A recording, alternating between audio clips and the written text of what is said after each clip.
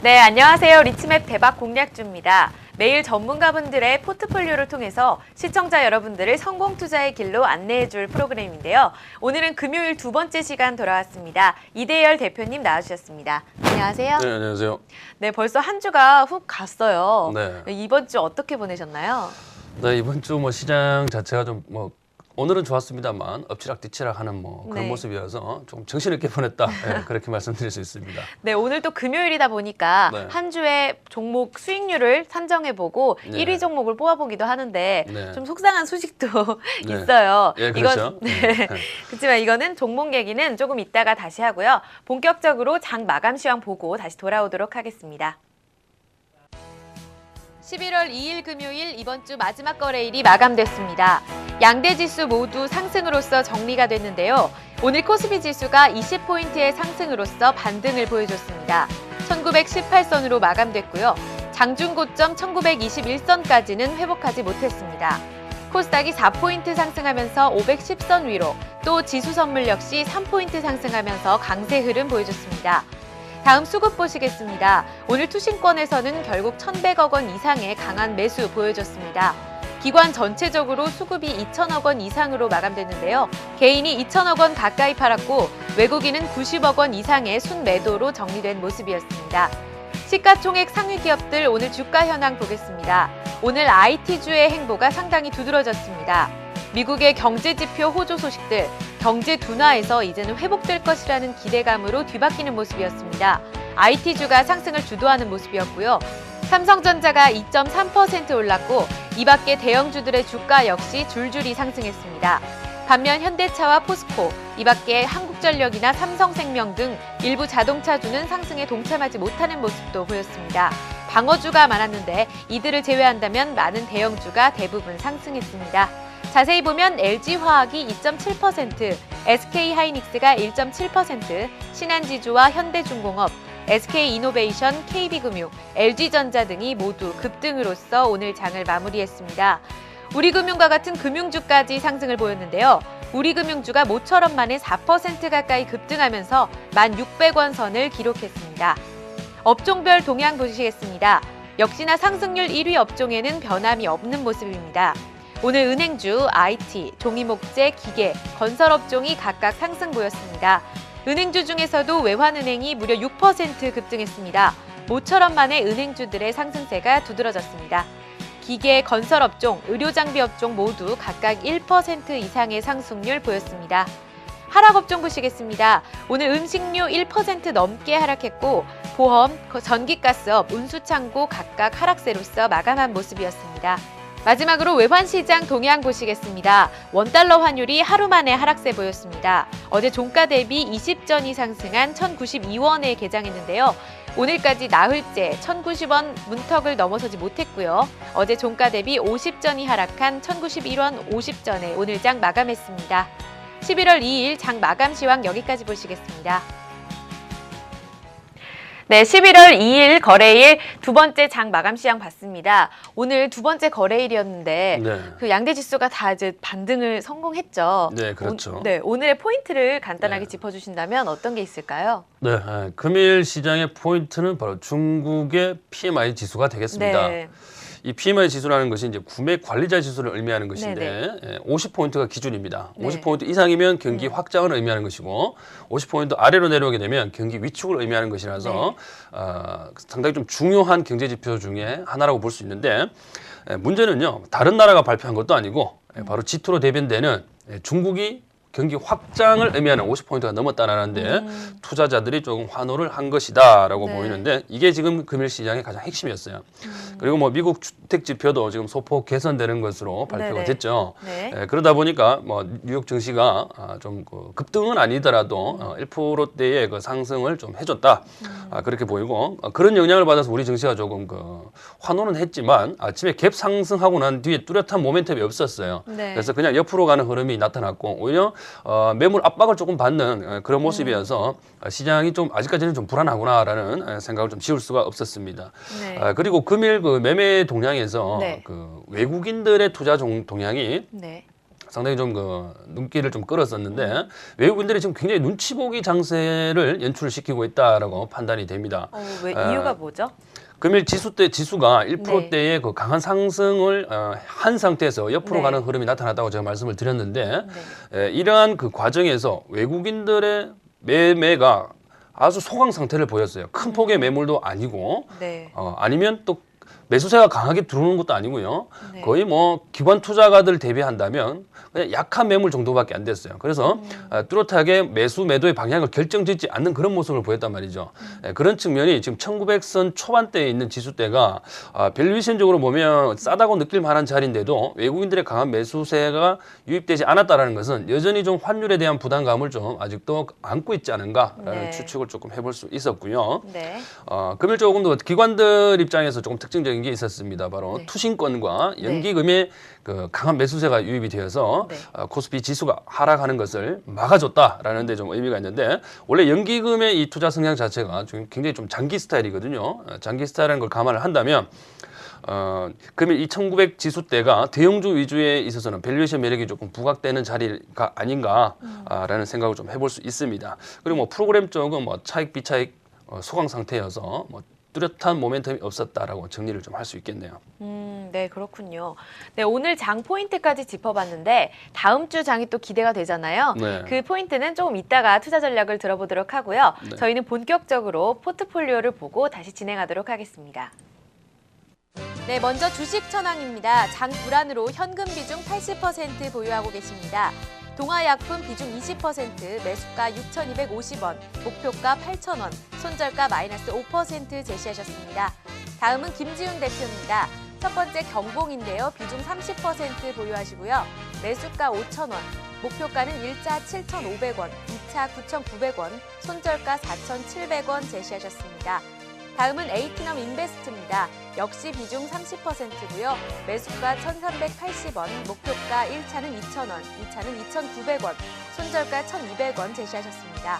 다음은 에이텍입니다. 비중은 40%고요. 매수가 3,735원, 목표가 1차는 4,150원, 2차 4,900원, 손절가 3,200원 제시하셨습니다. 다음은 황금연문입니다. 첫 번째 아이콤포넌트 비중 20%고요. 매수가 8,900원, 목표가 11,500원, 손절가 8,000원 제시하셨습니다. 다음은 소프트포럼 역시 비중 20%고요. 매수가는 2,950원, 목표가 3,600원, 손절가는 2,580원 제시하셨습니다. 다음은 MPK 비중은 20%고요. 매수가 1,530원, 목표가 1,800원, 손절가 1,400원 제시하셨고요. 다음은 SK입니다. 비중은 역시나 20% 같고요. 매수가는 15만 원, 목표가 16만 5천 원, 손절가는 13만 8천 원 제시하셨습니다. 네, 마지막으로 대성 파인텍입니다. 비중은 역시나 20% 같고 매수가는 4,600원, 목표가 5,500원, 손절가는 4,100원 제시하셨습니다. 다음은 이성대 대표입니다. 현금 비중은 60%고요. 다음 첫 번째 종목은 CJ E&M, 비중은 20%, 매수가는 28,000원에서 28,400원, 목표가 35,000원, 손절가는 27,000원 제시하셨습니다. 다음은 삼원강제, 비중은 역시 20%고요. 매수가 4,600원에서 4,800원, 목표가는 6,000원, 손절가 4,500원 제시하셨습니다. 마지막으로 이대열 대표입니다. 현금 비중은 60%, LG전자는 비중 20% 하셨습니다. 매수가는 73,000원, 목표가 8만원에서 88,000원까지 상향 조정하셨고요. 손절가는 7만원 제시하셨습니다. 마지막으로 LG패션 비중은 20%, 매수가 31,500원, 목표가 38,000원, 손절가는 31,000원에서 31,500원 하향 조정 제시하셨습니다. 네, 포트폴리오 보고 돌아왔습니다. 이 두 가지 종목 20%씩 가지고 계셨었는데 네. 정반대의 상황이에요. 네. 한 종목은 수익률이 굉장히 높고 네. LG패션은 또 손절가로 내려가서 네. 이렇게 안 좋은 소식이 있는데 네. 먼저 첫 번째로 LG전자가 굉장히 높은 수익률을 보였습니다. 네, 그렇죠. 네, 지난주에 말씀해 주셨다시피 실적 호전도 있고 네. 또 여러 가지 좋은 소식들이 있는데 이제 가장 높게 영향을 미친 게 있다면 어떤 게 있을까요? LG전자 같은 경우에는 네. 이 주가 모멘텀이 지금 실적도 실적이지만 향후 실적 전망이 굉장히 좋기 때문에 네. 계속해서 매수가 유입이 되는데 기관들 중심의 매수세다 보니까 네. 지금 뭐 외국인들은 전반적으로 시장에서 큰 참여도가 조금 낮지 않겠습니까? 네네. 예, 그러다 보니까 기관들 중심의 매수세가 유입되는 종목들로 주가가 탄력이 좋은데요. LG전자가 그 중심에 서 있다라고 보시면 되겠고 네. 지금 현재 주가의 모멘텀은 뭐 실적 전망이다 뭐 이렇게 정리를 할 수 있습니다. 네. 지금 그 중에 가장 중요한 게 옵티머스 G 핸드폰이 네. 반응이 너무 좋습니다. 네. 이런 게 가장 영향을 크게 끼치지 않았나 싶은데 어떻게 네. 보시나요? 네, 뭐 그 가장 중요한 게 바로 이 휴대폰, 스마트폰이죠. 네. 휴대폰이 아니라 네네. 스마트폰 관련 매출이 음. 실적에 가장 큰 영향을 미쳤습니다, 사실. 네. 그 기존에 제가 뭐 그 분석 자료를 제가 말씀을 좀 드렸는데 노키아도 이렇게 제쳤다 이런 네. 말씀을 좀 드렸는데 그런 부분들이 대부분 이 LG전자 전체 매출에 차지하는 비중이 좀 크기 때문에 네. 실적 전망치도 좀 더 올라가지 않았나라는 생각이 좀 드네요. 그러면 이제 3분기 실적도 굉장히 좋았는데 네. 이 일명 회장님 폰이라고 불리죠. 네. 예, 옵티머스 G가 계속 나올 거라는 예상이 나오고 있어요. 네. 이제 4분기 실적은 어떨까요? 실적 자체만 놓고 본다 그러면 스마트폰 자체가 그 노키아를 제쳤다라는 게 중요한 네. 것이 아니고 노키아는 이제 그 추락하는 기업이고 LG전자 이제 떠오르는 별인데 네. 이게 이제 그 3분기 실적이 시장 점유율을 높여가는 과도기에서 실적 발표가 됐어요. 네. 그런 측면에서 본다 그러면 이 매출 신장 속도는 4분기로 갈수록 그리고 내년으로 갈수록 점점 더 시장 점유율이 높아지지 않겠는가라는 걸 추측할 수가 있겠습니다. 그래서 뭐 절대적인 금액을 추정하는 것은 뭐 지금 논하는 것은 크게 의미는 없다 보고요. 이번 분기죠. 지난 3분기 대비해서 4분기가 더 좋아질 것이라는 것은 이 증권 분석가들 사이에서도 네. 회자가 되고 있는 부분이기 때문에 네. 그런 부분에 있어서 뭐 굳이 의심할 필요는 없다고 생각하고요. 네. 시장 반응을 잘 지켜보면 주가는 좀 답이 좀 보이지 않을까라는 생각이 좀 듭니다. 네, 투자 포인트까지 들어봤습니다. 그러면 이렇게 계속 좋아질 거라는 전망이 나오는데 네. 투자 전략에는 변화가 없으신지. 네. 예, 우선 뭐 투자 전략 자체는요, 우리가 사고 조금 묻어가는 스타일로 가자라고 네. 말씀을 드렸는데, 기술적인 측면에서 뭐 비중을 추가할 자리도 아니고요. 네. 그런 맥락에서 그냥 보유해서 목표가까지 일단 보도록 하겠습니다. 그래서 목표가 88,000원은 변동 사항이 없고요. 네. 이제는 이제 그 익절과 관련된 고민을 좀 해봐야 됩니다. 네. 즉 손절가가 네네. 기존에 7만 원으로 제시가 됐는데 네. 이제는 좀 올려야겠죠, 그죠? 왜냐하면 주가가 많이 상승을 했으니까 그쵸. 거기에 맞게끔 이제 주가의 그 손절 가격이 좀 올릴 필요가 있겠습니다. 그래서 손절 가격은요, 제가 네. 7만 5천 원으로 상향 조정하도록 하겠습니다. 아, 네. 그런데 목표가가 88,000원까지 지난주에 비해 상향을 했는데 이 기간을 어떻게 보시고 계신 건가요? 우선 기간은 제가 4분기 전체 12월 달까지 한번 네. 보자라고 말씀을 좀 드린 것 같고 네. 그 안에 만약에 목표가까지 오면요 네. 일단 차익 실현으로 좀 대응을 해가지고 매물 압박에서 조금 벗어나 있는 것이 좋다라고 하는 판단입니다. 그래서 우선은 뭐 4분기까지는 홀딩으로 대응하는 네. 방향으로 가는 게 좋겠습니다. 네, LG전자의 투자 전략까지 들어봤습니다. 그럼 두 번째 종목 얘기해 볼 텐데요. LG패션 네. 안 좋은 소식이 있죠. 지난주에 네. 분명히 되게 좋은 투자 포인트가 있었는데도 불구하고 이 네. 한 주 만에 이렇게 안 좋은 모습을 보인 이유가 있다면 어떤 네. 게 가장 영향을 미쳤을까요? 증권사 쪽에서 이제 레포트가 좀 안 좋은 레포트가 나왔어요. 네. 일단 뭐 실적도 좀 안 좋은 것으로 발표가 됐는데 네. 실적이 안 좋은 것은 이미 주가에 반영이 됐다라고 봤었는데 최근에 뭐 단기 상승한 부분이 부담이 됐는지 뭐 큰 폭의 하락세를 보였습니다. 네네. 증권사 레포트는요 3분기 실적이 안 좋다. 그거보다 더 중요한 게 4분기도 3분기랑 다름없을 것이다. 뭐 이런 그 레포트가 나왔어요. 네. 그러다 보니까 주가가 이틀 연속 곤두박질 치는 모습이 나왔습니다. 그래서 제가 뭐 기준선으로 제가 손절가를 설정을 해드렸기 때문에 네. 3,500원이죠. 3,500원 네. 제가 그 손절가를 설정해드렸기 때문에 이 부분 손절가를 이탈했죠, 그죠? 네. 예, 그래서 손절 처리를 했고요. 네. 뭐 신규 매수하면 되지 않겠는가? 일단은 레포트가 좀 안 좋은 게 나왔어요. 그래서 투자 심리가 좀 회복되려면 시간이 좀 많이 필요합니다, 그죠? 그래서 네. 이 종목은 이제 덮어두고요. 예, 네. 이제는 쳐다보지 않으시면 좋겠다라고 말씀드릴 수 있습니다. 네. LG패션이 손절됐고 예. 그러면 이제 추가적인 변동이나 네. 새로 이제 편입시킬 종목이 있다면 어떤 거를 예상해 두고 계신지 다음 주에 대한 전략이 있으신지 네. 궁금합니다. 있죠. 네. 단단히 다음 각오를 주- 하셨을 것 같아요. 네, 다음 주에 네. 이번 주에 그죠 중국 PMI가 개선이 되면서 네. 경기 저점 확인에 대한 그 인식이 조금 퍼져 있다라는 것을 감안을 한다면 네. 중국 관련주를 조금 매수를 해두는 게 좋지 네네. 않을까라는 생각이 좀 듭니다. 자, 다음 주 월요일 날 네. 여러분들께서 공략하실 종목은요. 네. 바로 카프로라는 종목이 되겠습니다. 네. 어떤 기업이죠? 자, 우선 카프로는요, 네. 나일론 이제 그 소재죠. 이제 카프로 락탐을 이제 생산하는 업체인데 네. 국내 상장 기업 중에서는 유일합니다. 즉 시장을 거의 독점적으로 유지를 하고 있다라고 보셔도 상관없겠습니다. 뭐 다른 비상장 기업은 있겠죠, 그죠? 그런데 네. 상장 기업 중에서는 이제 카프로가 유일하다라고 말씀을 좀 드린 거고. 이 카프로 같은 경우는 중국의 영향을 굉장히 많이 받습니다. 네. 그래서 중국의 그 경기 자체가 굉장히 안 좋았기 때문에 주가가 상당히 많이 빠졌는데요. 단기적으로 우선 차트를 보시면서 기술적인 부분 한번 짚어보도록 할게요. 네. 차트를 우선 보시게 되면 우선 장기 차트를 한번 볼게요. 자, 2012년도의 차트의 모습을 보시게 되면 대략 한 3만 원 선부터 지금 네. 13,000원대까지 주가가 거의 뭐 반토막 이상 났죠. 네. 완전히 뭐 반토막 이상 하락했는데 지금 최근 트렌드를 한번 보시게 되면 네. 주가가 그죠? 9월 25일 날 단기 고점을 형성하고 네. 최근에 급락세를 보입니다. 그러면서 금일 5일선 위쪽에 주가가 안착되는 모습이 나왔어요. 네. 자, 이게 우리가 그 매매 기법에서 얘기하는 5일선 변곡점이 되겠습니다. 5일선 변곡점을 형성을 하게 되면서 거래량이 많이 실렸어요. 네. 자, 기관들이 뭐 일정 부분 매도는 하고 나갔습니다만은요.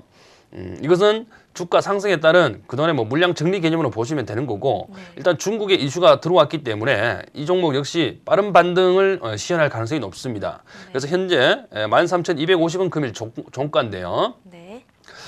금일 종가 기준으로 해서 13,250원 기준으로 네. 뭐 전후 뭐 두세 호가 정도는 괜찮겠죠. 매수를 조금 하시고요. 비중은 네. 대략 한 30% 정도면 뭐 적정하지 않을까라는 생각이 좀 들고 네. 목표가는 일단 단기 급락세가 시현됐던 18,000원까지 일단 1차적으로 목표가를 설정을 해드릴 테니까 네. 이 정도 수준까지 한번 바라보자고요. 그리고 손절가는 12,500원.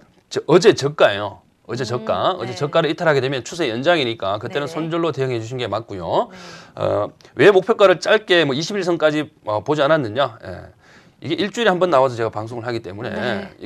이 목표가를 짧게 설정을 하게 되면 네. 여러분들이 뭐 또 자전 매매가 될 수도 있고 해서 이 뭐 그 전반적인 큰 흐름을 보고 투자를 하자 이런 관점이니까요. 이 종목 역시 한 4분기 정도 12월 네. 말까지 한번 보유한다는 생각을 가지시고 대응을 네. 하시면 18,000원까지 좀 무난하게 좀 올라갈 수 있지 않을까라는 생각을 좀 해볼 수 있겠습니다.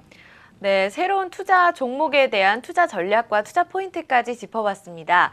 저희는 주식 포트폴리오를 보고 다시 말씀 나눠보도록 하겠습니다.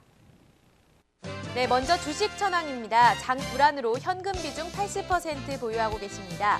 동아약품 비중 20%, 매수가 6,250원, 목표가 8,000원, 손절가 마이너스 5% 제시하셨습니다. 다음은 김지훈 대표입니다. 첫 번째 경봉인데요. 비중 30% 보유하시고요. 매수가 5,000원, 목표가는 1차 7,500원, 2차 9,900원, 손절가 4,700원 제시하셨습니다.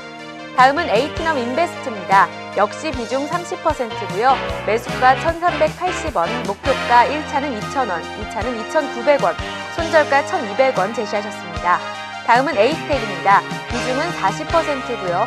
매수가 3,735원, 목표가 1차는 4,150원, 2차 4,900원, 손절가 3,200원 제시하셨습니다. 다음은 황금연못입니다. 첫 번째 아이콤포넌트 비중 20%고요. 매수가 8,900원, 목표가 11,500원, 손절가 8,000원 제시하셨습니다. 다음은 소프트포럼 역시 비중 20%고요. 매수가는 2,950원, 목표가 3,600원, 손절가는 2,580원 제시하셨습니다. 다음은 MPK 비중은 20%고요. 매수가 1,530원, 목표가 1,800원, 손절가 1,400원 제시하셨고요. 다음은 SK입니다. 비중은 역시나 20% 같고요. 매수가는 15만 원, 목표가 16만 5천 원, 손절가는 13만 8천 원 제시하셨습니다. 네, 마지막으로 대성 파인텍입니다. 비중은 역시나 20% 같고 매수가는 4,600원, 목표가 5,500원, 손절가는 4,100원 제시하셨습니다. 다음은 이성대 대표입니다. 현금 비중은 60%고요. 다음 첫 번째 종목은 CJ E&M, 비중은 20%, 매수가는 28,000원에서 28,400원, 목표가 35,000원, 손절가는 27,000원 제시하셨습니다. 다음은 삼원강제, 비중은 역시 20%고요. 매수가 4,600원에서 4,800원, 목표가는 6,000원, 손절가 4,500원 제시하셨습니다. 네, 다음은 마지막으로 이대열 대표입니다. 장 불안으로 현금 비중 60%, 첫 번째 종목 LG전자 비중은 20%입니다. 매수가 73,000원 전후 분할 매수, 목표가는 8만원에서 88,000원으로 상향, 손절가 7만원 제시하셨습니다. 두 번째 LG패션은 손절 처리하셨습니다. 네, 10월의 마지막 주 금주의 베스트 종목은 김지훈 대표의 에이티넘 인베스트입니다. 편입날 제시하신 매수가 대비 현재가 13%의 수익률로 1등 차지하셨습니다. 네, 한 주간의 포트폴리오를 정리해보고 왔습니다. 네, 첫 번째 종목, 1위 종목은 A컴포넌트가 차지했어요. 네, 다음 주에 대해서 이제 단단히 각오를 하고 오셔야 될 것 같습니다. 네. 그럼 당장 궁금한 게 다음 주 투자 전략인데 네. 다음 주 장이 어떤 투자 전략을 세우는 게 현명할까요? 네, 우선은 그 금일장 역시 네. 그 코스피가 1%대 상승을 하고 뭐 그 코스닥도 상승을 했습니다만은 네. 경기가 저점이 확인됐다는 인식이 퍼지고 뉴욕 네. 증시가 다시 상승을 해준다면 다음 주 초반의 증시는 대형주 위주의 거래, 즉 코스피 200 종목들이 시장을 조금 주도하는 대형주의 장세가 될 가능성이 좀 높습니다. 네. 자, 그런 측면에서 여러분들이 짧은 트레이딩을 하시더라도 묻어가는 투자가 아니라 그죠? 뭐 짧은 트레이딩을 하시더라도 대형주를 가지고 조금 트레이딩 할 수 있는 기회가 좀 오지 않을까라는 네. 생각이 좀 들어요. 그래서 기본적으로 뭐 중소형주들도 뭐 전반적으로 다들 움직이는 장이 될 겁니다만은 네. 상대적으로 낙폭이 좀 과대했던 시장이 바로 코스피 시장에서 이제 대형주들 아니겠어요? 네네. 그런 종목들의 상승폭이 오히려 조금 더 크게 나타날 가능성이 있으니까 짧은 트레이딩을 하시더라도 대형주에 관심을 조금 두는 전략이 좀 필요하지 않나 생각을 합니다. 네, 그 이어서 저 궁금한 게 미국 네. 대선이 이제 다음 주 당장 다가왔는데 네. 이 미국 대선에 있어서 우리 증시가 어떤 영향을 받을 것 같으세요? 네, 그 정치적인 이슈이기 때문에 또 우리나라 시장이나 미국 시장에 영향을 안 받을 수는 없겠죠. 그쵸. 하지만 대선이 끝나고 나게 되면 오바마가 뭐 당선이 되느냐, 롬니가 당선이 되느냐 거기에 따라서 이 주가 변동은 좀 심화될 수 있겠다라고 생각을 하는데요. 궁극적으로는 시장의 불확실성이 해소가 되는 측면이 좀 강합니다. 네. 그래서 지금 현재 오바마가 공략하는 그 정책, 밀고 있는 정책, 롬니가 밀고 있는 정책들, 이러한 정책들에 따른 시장 흐름이 좀 전개될 가능성이 있어요. 대선이 끝나고 나면. 네. 그래서 그 대선에서 누가 당선되는가의 결과를 보시고 그 정책적인 그 부분을 좀 분류해서 보시는 게 뭐 테마주 거래에서는 조금 그 유용할 것 같고, 그 이전에는 지금 시장에 불확실성이 산재 있는 거기 때문에 좀 등락을 조금 거듭하는 모습이 나올 수 있다라고 봅니다. 네. 네, 내일장 투자 전략까지 짚어봤습니다. 오늘은 여기까지 말씀 들어보도록 하겠습니다. 오늘 리츠맵 대박 공략주 시간 마치고요. 시청자 여러분들의 투자에 큰 도움이 되셨길 바라면서 저는 다음 주에 더욱 알찬 내용으로 돌아오도록 하겠습니다. 이대열 대표님 출연해 주셔서 감사합니다.